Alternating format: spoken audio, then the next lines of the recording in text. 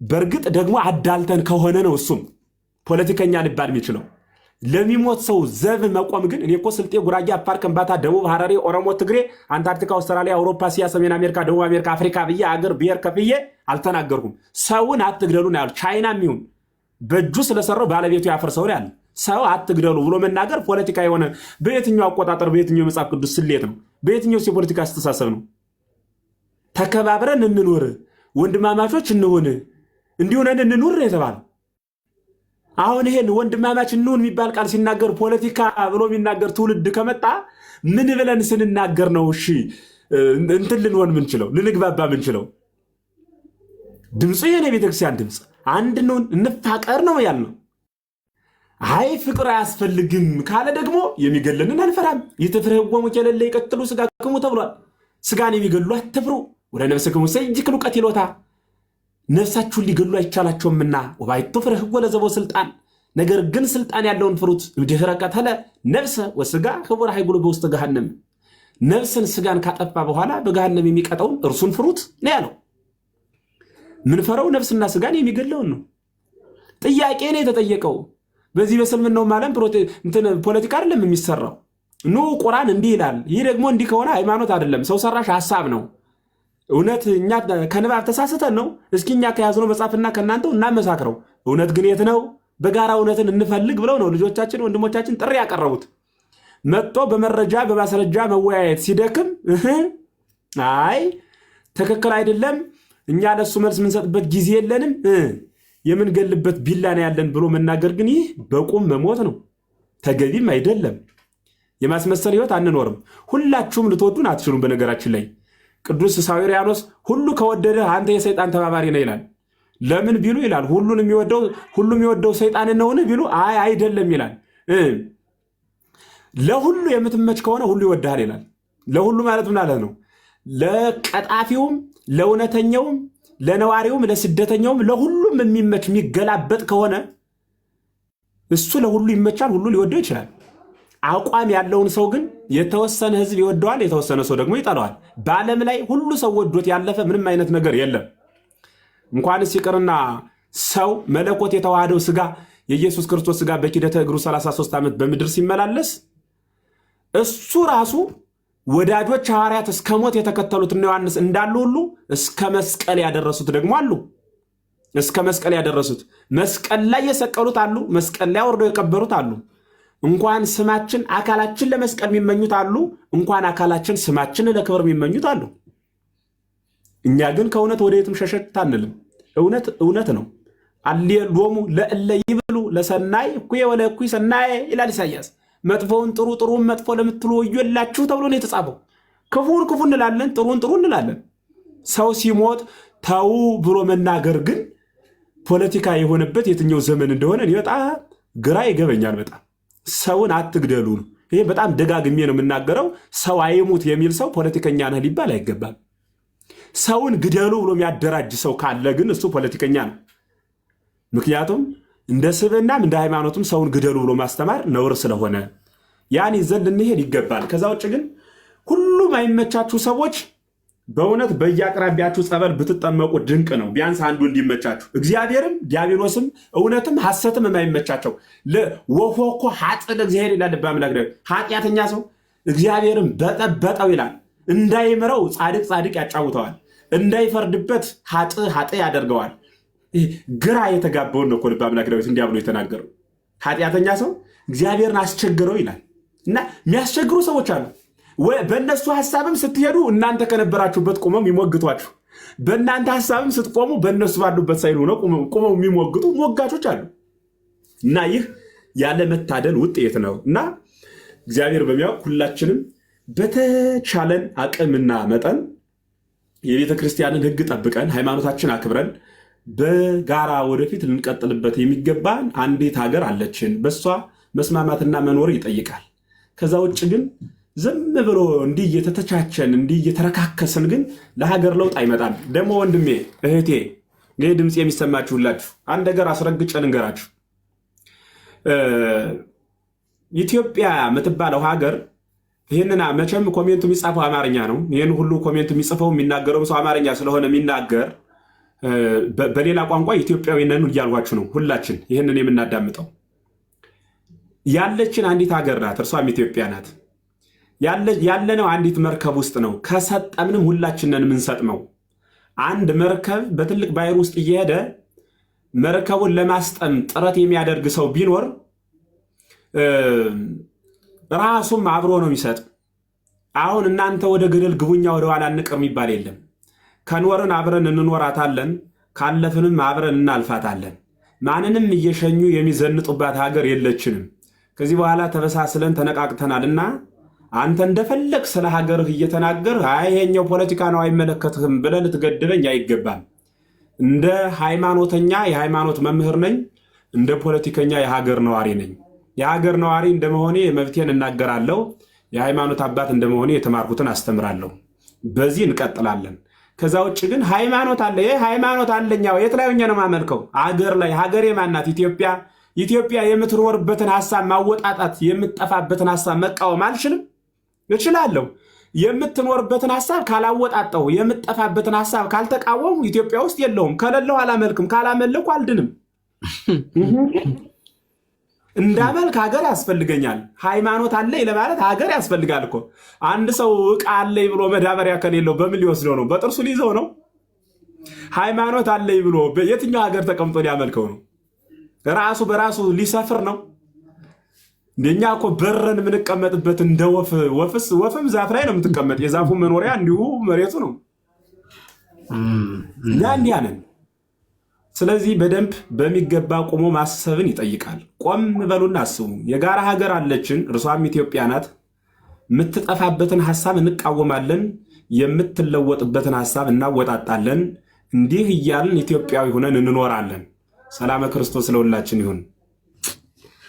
ዋው የሚገርም ነው። እግዚአብሔር ይስጥልን መምህራችን ሊቁ መምህር ኤፍሬም ቃለ ሕይወት ያሰማልን፣ እድሜ ከጤና ጋር ይስጥልን። እንደዚህ የነቁ ሰዎች እንዲመጡ መጸለይ ያስፈልጋል። በነገራችን ላይ አንድን ፖለቲከኛ ለእምነቱ የማይታዘዝ ከሆነ እንዳታምኑት። ሙስሊምም ይሁን ኦርቶዶክስም ይሁን ፕሮቴስታንት ለእምነቱ ክብር ከሌለው አምናችሁ ስልጣን እንዳሰጡት። ባንዳ ነው፣ ይሄ ሌባ ነው፣ ውሸታም ነው። ለፈጣሪው ያልታመነ ለህዝብ ሊታመን አይችልም። በታምር እንዳታምኑት። እምነቱን የሚያከብር ሰው ግን እርግጠኛ ሆኜ ነው የምነግራችሁ፣ ህብረተሰቡን፣ ማህበረሰቡን፣ አገሩን ያከብራል። ጤነኛ ሙስሊም ሀገሩን ይወዳል፣ ፍትህን ያደርጋል። ጤነኛ ጴንጤ፣ ጤነኛ ማንኛውም ኦርቶዶክስ ለእምነቱ ክብር ካለው፣ ምክንያቱም ኦርቶዶክስ ምንድነው የምትለው? ሰው ሁሉ እኩል ውደዱ። ስለዚህ ስልጣን ሲይዝ የተለየ ሰው ለአርሎ አይፈጽምም ማለት ነው። ጤነኛ ከሆነ ማለት ነው፣ ትክክለኛ ኦርቶዶክስ ከሆነ፣ መለካዊ ያልሆነ ሆዳም ያልሆነ ከሆነ ማለት ነው። ትክክለኛ ፕሮቴስታንትም ከሆነ እንደዚያ ነው የሚያደርገው። አጭበርባሪ ከሆነስ፣ ሌባ ከሆነስ፣ በጦርነት መካከል ሰሜንን ለኢየሱስ እያለ ኮንፈረንስ የሚዘረጋ በጦርነት መካከል የአጭበርባሪ ጴንጤ እንደዚህ ነው የሚያደርገው።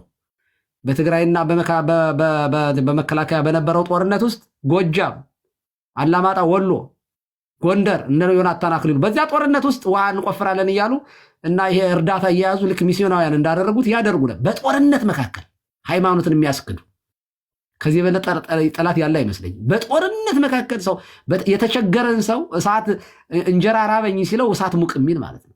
በጣም ነውር ነው። በነገራችን ላይ እምነትህን ቀይርና ልብስ ላልብስህ አይባልም። በተራበ ሰው ላይ በተቸገረ ሰው ላይ እምነት ማስካድ በፍጹም ፈጣሪ አይወደውም። ይሄን በፍጹም የወደደ ነው የሚከተለው። ክርስቶስ መና አበርክቶ ሲመግብ ለተራቡ ሰዎች እርቧችኋል እንጀራ አበርክቼ ላብላችሁና ታምኑብኛላችሁ አታምኑብኝም ብሎ አላለም። አዝንላችኋለሁ እንዲሁ እንዲሄዱ አልፈልግም ነው ያለው። ሰሜን ላይ ግን የተደረገው እንደዚያ ነው። ቤተክርስቲያንን የማፍረስ ሃይማኖት የማስለወጥ እና ይሄ አይጠቅምም። እንደዚህ የሚያረጉ ፖለቲከኞች ወይንም የሃይማኖት ሰዎችም ግብዞች ናቸው።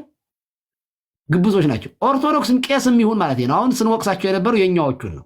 የኛዎቹ አጎብዳጆች መለካውያን በቃ እነ ቄስ ሞገሴ እንዴ ቄስ ሞገሴ ጥሩ ምሳሌ ነው። ፍቅር እስከ መቃብር አዲስ አለማየሁ ቆንጆ አድርገው ጥሩ ካራክተር እጉዱ ካሳንና ቄስ ሞገሴን አስቀምጠዋል። ቄስ ሞገሴ ፊት አውራሪ ምን ይፈልጋሉ ብሎ የሚያስብ ሰው ነው።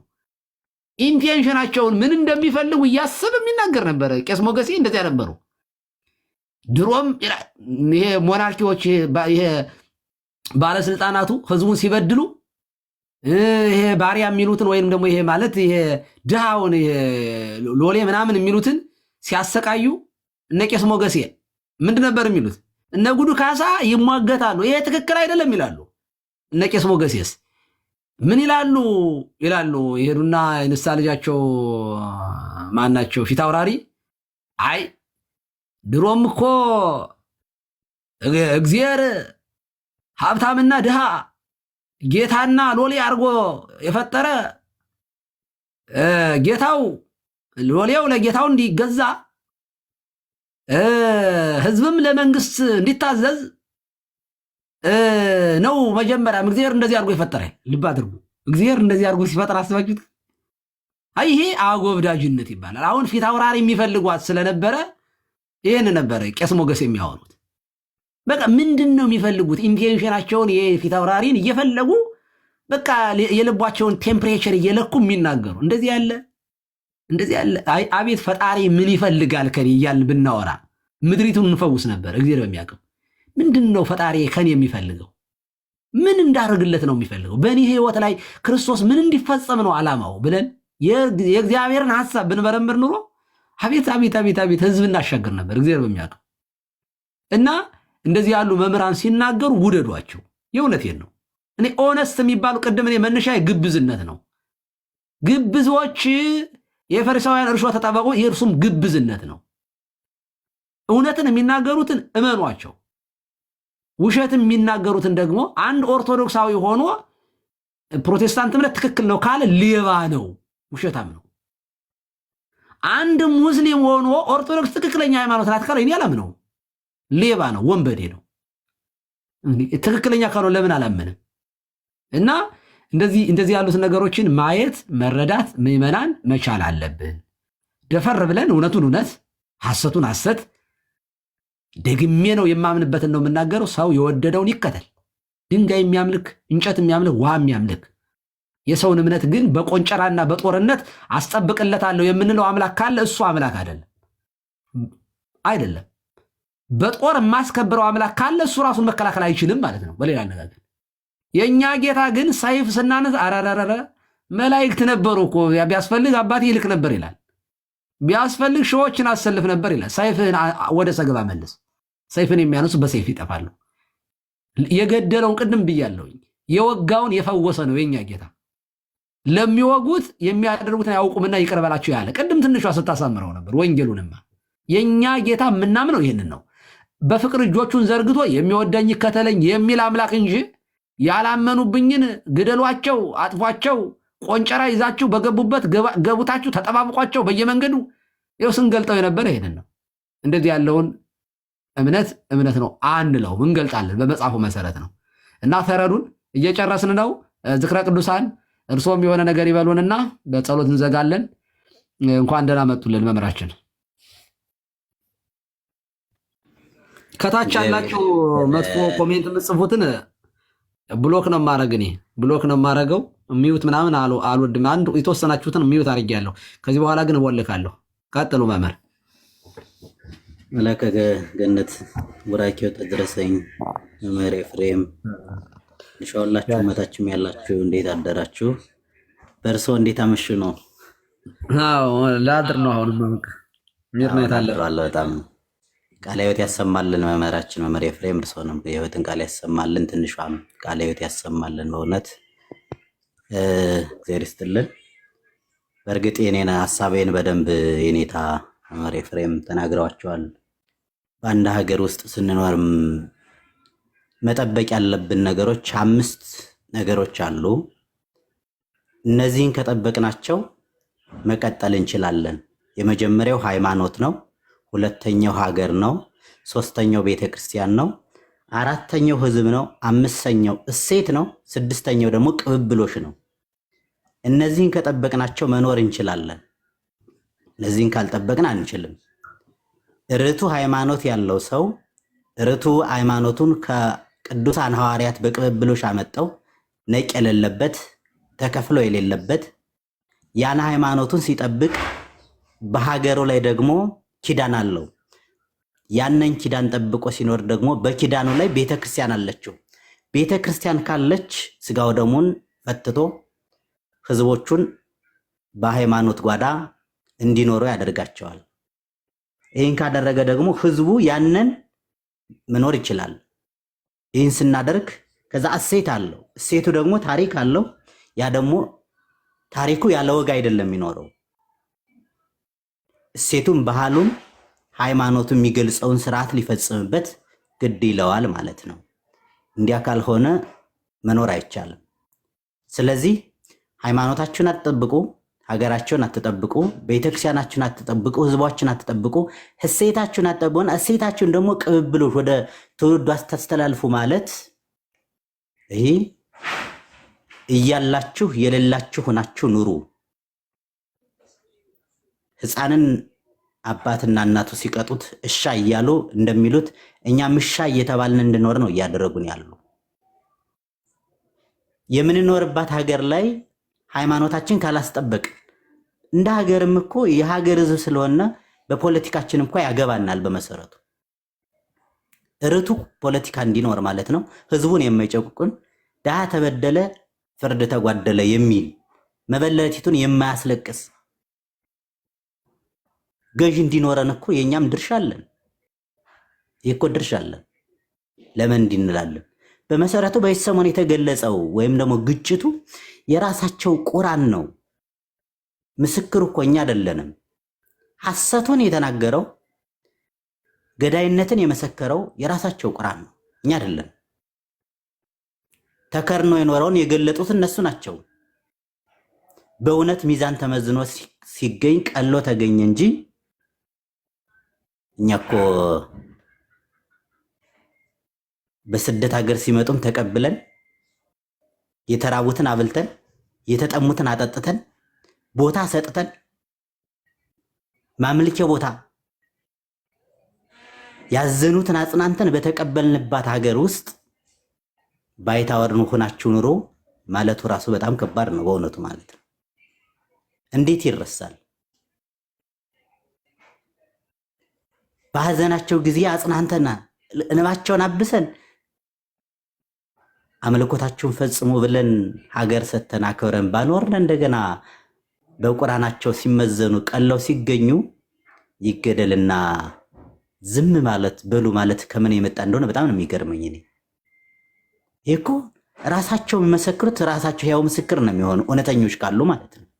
ስለዚህ በዚህ አንጻር ማሰብ ቢኖርብን ልብ ብንገዛ እውነት ማለት ነው።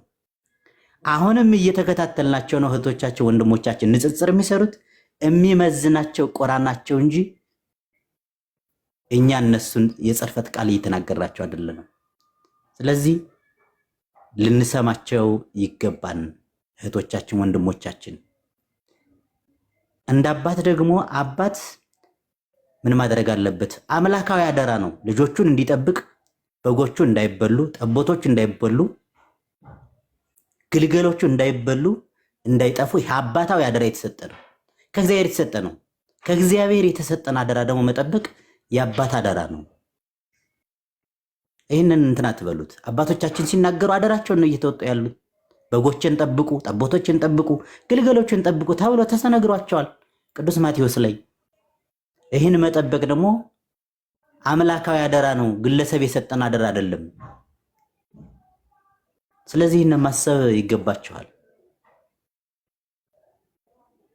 እና ይህን ነገር ልናስብበት ይገባል ለማለት ነውና ብዙ ጥቅስ መጥቀስ ተገቢ ስላለ በዚህ ላይ ልቆይ ይብቃኝ።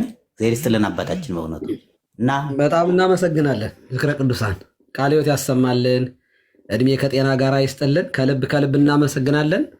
እንደናንተ ያሉትን ሊቃውንቱን ወደፊት መጥተው ስለ ሃይማኖታቸው የሚመሰክሩ ለሕዝባቸው የሚረባውን የሚጠቅመውን ምክር የሚሰጡትን ያብዛልን።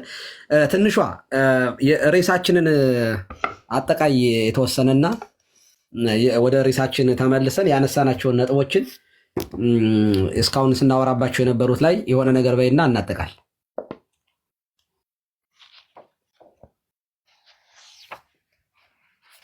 አለሽ ትንሿ? እሺ፣ ካልሆነ እኔ ላጠቃለሁ። እሺ፣ እንግዲህ የዛሬ የተነሳንበት ዋና ምክንያት አንዳንድ ጉዳዮች ነው። ከፈሪሳውያን እርሾ ተጠበቁ እርሱም ግብዝነት ነው በሚል ርዕስ ተነስቼ ነው እዚህ የደረስኩት እና አንዳንድ ነገሮች ላይ በሚል ርዕስ አንደኛ የራሳችን ሰዎች ስለ ክርስቶስ መመስከር ባይችሉ ቢያንስ ይቅርታ ስለ ክርስቶስ መመስከር ባይችሉ ቢያንስ እንኳ የአላህ እዝነቱ በነቢያችን ላይ ይሁን የሚለው ቤተክርስቲያንን እየታገሉ ያሉ ነቀሲስ ታጋይ ሊታገሉላት ሲገባ የሚታገሏት ከሌሎቹ ጋር ሆነው የሚሰሩትን ሰዎች ግብዝነት ነው። ይሄ ግብዝነት ነው። ቀሲስ የሚል ስም ይዞ ነቢያችን የሚል አንድ ሙስሊም ጌታችን ኢየሱስ ክርስቶስ አይልም። እንኳን አይደለም እነሱ ኢቲቪ ላይ እንኳን ሲነበብ እኮ የኢየሱስ ልደት እያሉ አይደል ዓመተ ምሕረትን የጌታችን የመድኃኒታችን ይላሉ። እንደ እነሱ ዜና አድማቢዎች ኦርቶዶክሳውያን እንኳን ይሄን አይሉ። አንድ ሙስሊም መጥቶ ጌታችን እንዲል ጌታን እኔም አልጠብቅም። በቃ ጌታችን ለሌላ ሰው ያስነብበው የሃይማኖት ተቋም ነው አይደል? ሌላ ሙስሊሞች እንዲያነቡ ያደረጉ ግዴታ ከሆነ እና ይሄ ተገቢ አይደለም በሚል ተነሳንና ቁርአን ላይ አንደኛ ያነሳ ነው የኛ ልጆች እያሳደዳችሁ ያላችሁበት ምክንያት እኮ ቁርአናችሁ የተሳሳተ ትምህርት ስለሚሰጥ ነው። ህጋችሁ ትክክል አይደለም። ይሄን ልታዩት እንዴት ታዩታላችሁ? ለምንድነው በነፃነት እንዳንኖር ለምንድነው ለእስልምና ጠላት የሆናችሁት? ለምንድነው? ምክንያቱም የኢትዮጵያ ቤተክርስቲያን እስልምና በዓለም እንዲስፋፋ ያደረገች ናት። ስለዚህ በዓለም እስልምናው እንዲስፋፋ ያደረገችን ቤተክርስቲያን ማሳደድ ማለት እስልምናን መጥላት ነው። ስለዚህ እስልምናውን ምን ያህል ብትጠሉት ነው ብለን ጠይቀናል። አንደኛ በሱራ 4:89 ላይ እነርሱ እንደካዱ ብትክዱና እኩል ብትሆኑ ተመኙ፣ በአላህም ሃይማኖት እስኪሰደዱ ድረስ ከነሱ ወዳጆችን አትያዙ፣ ከእምነት ቢያፈገፍጉም ያዟቸው፣ ማርኳቸው፣ ባገኛችሁበትም ስፍራ ግደሏቸው፣ ከእነርሱም ወዳጅና ረዳት አትያዙ ይላል። ይሄ ግደሏቸው፣ ከእምነት ውጭ የሆኑትን ሰዎች ተጠባበቋቸው፣ ማርኳቸው፣ ግደሏቸው። ይሄ ብቻ አይደለም። አሁንም በሱራ 9:5 ላይ የተከበሩትም ወሮች ባለቁ ጊዜ እንግዲህ የተከበሩ ወሮች ምናምን የሚሏቸው ጾም የሚጾሙባቸው እነዚህ ወቅቶች ናቸው። አጋሪዎቹን ባገኛችሁባቸው ስፍራ ግደሏቸው ይላል። አጋር የሚሏቸው አይሁዳውያንና ክርስቲያኖችን ነው። እና እንግዲህ ወር የጾሙ መቋደሻ የሰው ደም ነው ማለት ነው። ይሄ በጣም ነውር ነው። ግደሏቸው ነው የሚለው። ይኸው ባገኛችሁባቸው ስፍራ ግደሏቸው፣ ያዟቸው፣ ክበቧቸውም፣ ለእነርሱም መጠባበቅ በየመንገዱ ተቀመጡ፣ ቢጸጸቱም ሶላትንም በደንቡ ቢሰግዱ ግዴታ ምጽዋትን ቢሰጡ መንገዳቸውን ልቀቁላቸው፣ አላህ ማሪና አዛኝ ነው ይላል። ግደሏቸው፣ ተጠባብቋቸው ብሎ አላህ አዛኝ ነው ይላል። በጣም የሚገርም ነው። ይሄንን የኛ አዛኝ የኛ አምላክ መሆኑን መስቀሉ ላይ ሆኖ ምሕረትን ይቅር በላቸው የሚል አባት መሆኑን አሳይተናል። ሌላው በዚህ ቡልግ አልመራም ስለ እስላማዊ ድንጋጌዎችን የሚመለከቱ ሐዲሶች ላይ ያሉትን ስብስቦችን አውጥተን አሳይተናል። ይሄ እዚህ መጽሐፍ ላይ 276 ምዕራፍ 4 አጥቂን መዋጋትና ከሃይማኖት ያፈገጠን ስለ መግደል ከሃይማኖት ያፈነገጠን መግደል የሚለው 278 በሚለው ርዕስ ላይ 278 ላይ እንዲህ ይላል። ሙዓዝ ኢብን ጀበል ከሰለመ በኋላ አይሁድ የሆነን ሰው በማስመልከት ከሰለመ በኋላ አይሁድ የሆነን ሰው በማስመልከት እስኪገደል ድረስ አልቀመጥም፣ የአላህና የመልእክተኛው ፍርድ ይህ ነው አሉ። እንዲገደልም ማዘዙ፣ ተገደለ። ቡሃሪና ሙስሊም ዘግበውታል። ይሄንን ከእስልምና ያፈነገጠ አይሁዳዊ ማለት ከእስልምና ወደ አይሁዳዊነት እምነት የገባ ሰው የአላህ ፍርዱ ምንድነው? ሲገደል ድረስ አልቀመጥም እረፍት አላገኝም የሚል ነው። አላህ እረፍት የለኝም፣ ስለዚህ እንዲገደል አዘዙ ነው። አሁንም ሌላ ታሪክ ከታች ምን ይላል? ኢብን አባስ እንዳስተላለፉት የአላህ መልእክተኛ እንዲህ ብለዋል፣ ሃይማኖቱን የለወጠን ግደሉት። ይሄ ደግሞ ቁጥር 1046 ላይ ያለ ቡሃሪ የዛገበው ነው። ሌላው አንድ ታሪክ ያስቀምጣል እዚሁ ላይ ስለ መግደል።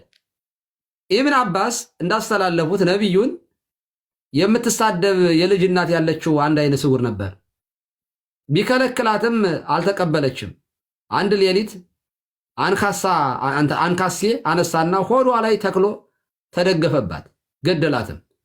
ነቢዩ ይሄ ድርጊቱ ሲነገራቸው አዋጅ ደሟ ደመ ከልብ ነው አሉ። አቢ ዳውድ ዘግበውታል። አስተላላፊዎቹ አስተማማኝ ናቸው። ይህን ያስተላለፉት ዋቢ የሆኑት ይላል። ከሐዲሱ የምንማራቸው ቁም ነገሮች ብሎ ቀጠልና ከእስልምና ያፈነገጠ ግለሰብ እድል ይሰጠዋል፣ የንስሐ እድል ይሰጠዋል።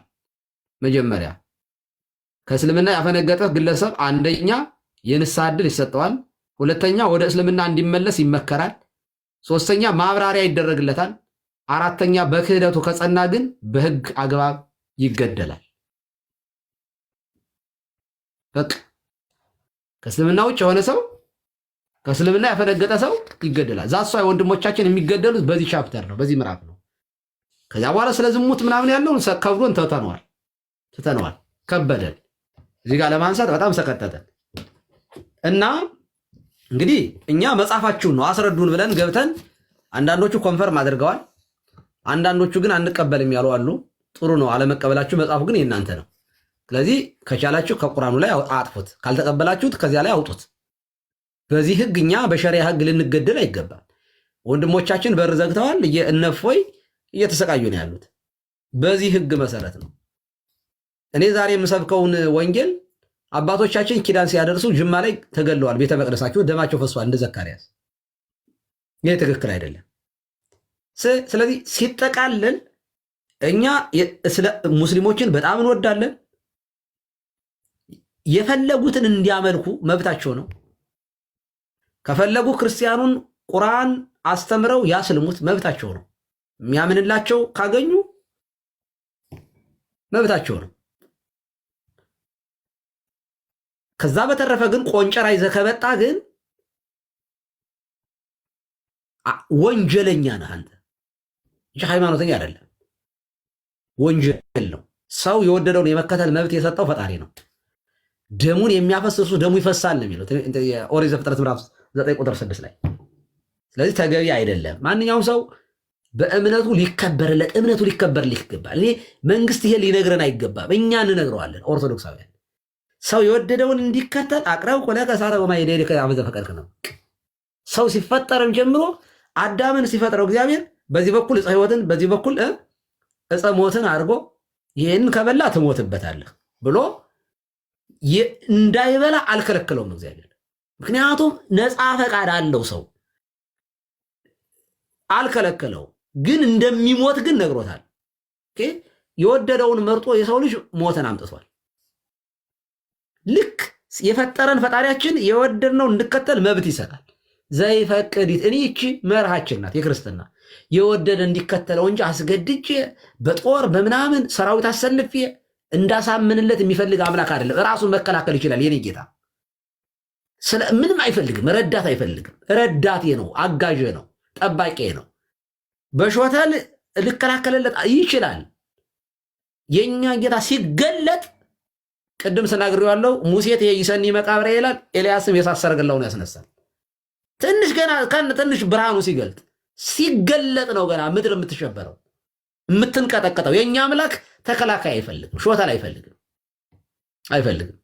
ስለዚህ ይሄንን ጌታ በስሙ አምናችሁ እንድትጠመቁ ጥሪ ያስተላልፋለሁ። የመጨረሻው ይሄ ነው። የወንጌሉ ማጠቃለያ እዚህ የመቀመጣችን የነ መምህር ኤፍሬም የመጽሐፉ ሊቅ የነ ዝክረ ቅዱሳን የትንሿ እህታችን የሁላችን ጩኸት ያመነ የተጠመቀ ይድናል፣ ያላመነ ግን ይፈረድበታል። ሰው በክርስቶስ የማይኖር ከሆነ የዘላለም ሕይወት የለውም። ስለዚህ ይህንን የምትሰሙ ሙስሊሞች ወንድሞቻችን እንወዳችኋለን። እመኑና በክርስቶስ ተጠመቁ። ያላመነ ግን ፍርድ አለ ስለሚል ከፍርድ ዳኑ። ይሄ የወንድማዊ ፍቅር ነው። በጣም የሚወዳችሁ ሰው ክርስቶስ እጁን ወዶን እንደ እጁን ዘርግቶ ተሰቅሏል። አሁንም እነዚያ የተዘረጉ የፍቅር እጆች እኔና እናንተን ለማቀፍ ዝግጁ ናቸው። ስለዚህ የተሰቀለውን በማየት ለማያምኑት ሞኝነት የሆነውን ለእኛ ግን ሕይወት፣ መድኃኒት፣ ጥበብ የሆነው ክርስቶስን እንሰብካለን። ክብር ለወደደን ከኃጢአታችን በደሙ ላጠበን ይሁን። ቸርነቱ ምሕረቱ በሕይወታችን ዘመን ሁሉ ይከተለን። ከልብ እናመሰግናለን። ምናልባትም የቀረ ነገር የምትሉት ይኖር ይሆን? በጸሎት ከመዝጋቴ በፊት መምሬ ፍሬም ግን በዚህ ሰዓት አለሽ እንዴ? ለሆናችሁ አባቶች ጠፋሽብኝ እኮ። ሌሎች አባቶች ዝም ባሉትና አላህና መሐመድን እያመሰገኑ ደግሞ የሚናገሩ እንዳሉት ከጎናችን ላላችሁ አባቶች በእውነት እግዚአብሔር ያክብርልን። አሁን አባቶቻችን ለምን ዝም አሉት ስንል ደግሞ የተናገሩልን አባቶች ስላሉ የሚከብደን ነገር ነውና እግዚአብሔር ያክብርልን።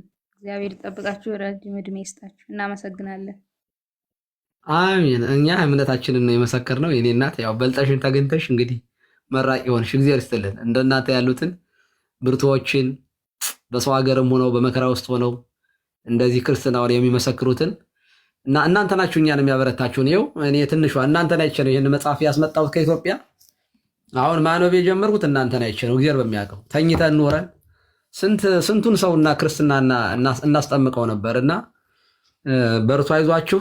ስለናንተ በእናንተ ህይወት ውስጥ ክርስቶስ ከብሯል፣ ይወዳችኋል። መድኃኔዓለም በፍቅር ጥሪ እየጠራችሁ አንደበታችሁን አደራ። አሁን አንዳንዱን እዚህ ለማንበብ ይከብዳል አይደል? ትንሿ ቅድም አሁን ከብዶን ተው ነው እኮ እና ጠየም እያረጋችሁ